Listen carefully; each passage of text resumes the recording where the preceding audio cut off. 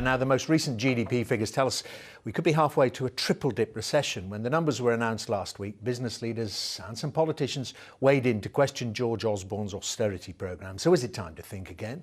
Well, in a moment, I'll be speaking to the former Chancellor of the Exchequer, Lord Lamont. But also watching the debate online are our Twitter panellists. Today, they are the editor of Politics Home, Paul Waugh, the political editor of the Sunday Express, Kirsty Buchanan, and the associate political editor with The Sun, David Wooding. And they provide their reactions on Twitter. If you're watching in HD, you can read everything on the side panels. You can also follow this programme on our Twitter account, @MernahanSky, and join in if you like as well if you use the hashtag Mernahan. Well, let's say a very good morning to the former Chancellor, Lord Lamont. And on that issue of halfway to a triple-dip recession, of course, those figures may well be revised, that 0.3% dip in the last quarter. But you've seen the IMF, Goldman Sachs, the Mayor of London all saying perhaps it's time to think again about the austerity programme. Is the hair shirt being overdone? I don't think so. Obviously, those figures were extremely bad. They will, as you say, almost certainly be revised, possibly upwards. We are living in a period when a lot of the world is in a very similar situation. Germany had a fall of 0.5%, an even bigger fall in the last quarter of the year. When you say the IMF's view, the view you were quoting was the view of the chief economist. It's not, I think, the view of the director of the IMF, and we will actually find the IMF's full view in May, because there is a consultation. They have to give a verdict on the British economy. But you know, we haven't had massive austerity in this country compared with what other countries are doing. We began this crisis with a deficit that proportionately was the same as that of Greece. Today, the deficit of Greece is much lower than ours, proportionately. The same is true of France, the same is true of Italy. Spain is about the same as us, probably a bit lower. But we have the highest deficit of any country in Europe, and we have, I think, the highest of any developed country. But you know the argument, the counter-arguments, I mean, put about the height and size of that deficit is, well, because of the economy still faltering, all those revenues that we expected to come from growth are not coming there, they're not coming in, so the deficit reduction strategy can't happen as fast as you'd like to see it. So why not bite the bullet, take a bit of a gamble perhaps, and give some stimulus? Well, and if the AAA rating goes, then so be it. It didn't affect France or the USA. This isn't being done because of the AAA rating. It's been done because it is a problem. We have a very high indebtedness in this country.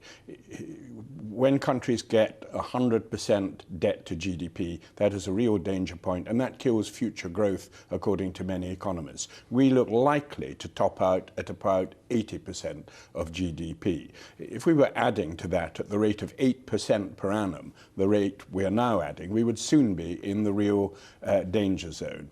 I don't believe the reason the economy is slow is because of any so-called austerity program. It is because this is a very unusual recession. It is a recession that has been caused by too much borrowing, both public and private. And it takes time for that indebtedness to work itself out of the system. The governor of the Bank of England made a very good point when he was saying the banks not just have to deal with the loans they've made, but the banks themselves borrowed heavily in order to finance lending, and the banks themselves have to deleverage. And I think what is really holding back the recovery is the health of the banking system. It is that far more than the government's so-called austerity program. And I think if the government ought to be doing anything, what the government ought to concentrate on is not having more borrowing, but it would be trying to get the banks to lend more. Well, they've been trying that for some years, trying without much but success. they could expand the scheme that they have now. I'm not convinced that the FSA, for example, is encouraging new entrants into the banking system as much as it should be, and not as easily as it should be. I saw the chairman of Metrobank the other day said he'd never have started Metrobank in this country if he'd known what was involved in going through the regulatory approvals. Okay, now, I mean, where does this Europe debate and the debate about a referendum, well, it's not a debate anymore, there is going to be one if the Conservatives are returned to power. Is it, as we heard the Lib Dem leader saying this morning, he sees it as a distraction, Labour saying it too, that, you know, the prime directive, as we've just been discussing, is fixing the economy, and this is leading the Conservatives up a side path. Well, I thought it was very odd for Nick Clegg to say that, because he promised a real referendum in the last manifesto that he wrote as a non-coalition party. I don't think it's a distraction, and I think it is something that circumstances are forcing on the government, because there has to be a renegotiation, because our relationship with the EU is changing, because the EU is changing. The Eurozone, which is the majority in voting terms of the EU, is integrating. It's going to pass laws and regulations that affect us, even though we're not in the Eurozone. So we have to have a renegotiation. There has to be a re-examination. So I think what the Prime Minister said was actually to recognise the reality of what has happened. And do you hope after that renegotiation that we vote to stay in? Would you campaign, if you get the powers back that you're envisaging there, would you vote to stay in? If the deal was a good one, yes, but I'm not going to make up my mind until nearer the time. But what about that point that Torbjørn Jagland was making to me a little earlier on the programme, the former Prime Minister of Norway, saying, and I said, a lot of people are saying, well, there's parallels between what the UK could do and the way Norway does it now. Stay in the European Economic Area, therefore you've got access to the single market, and you don't have any of all this other regulations and rules coming over from the European Union. He said, be careful, because what you end up with is you do get all the requirements of the single market, but you don't have a seat at the table to affect the shape of them. Well, the Prime Minister specifically ruled out Britain having a status either like Norway or Switzerland. And if the referendum went to a no, which the Prime Minister doesn't want, I think we would have some completely different and new status. But all this business about we don't have a say in the regulations, selling into Europe, the Americans, the Japanese, they sell into Europe. They've no say in the regulations.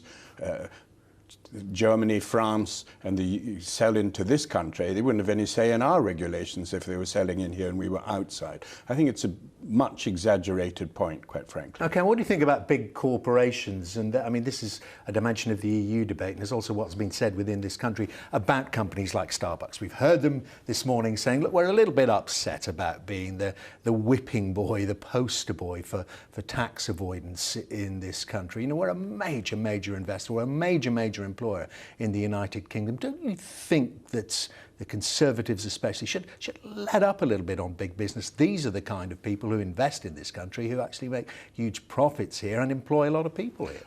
I think one has to be very careful indeed with the rhetoric and not put off inward investors into this country.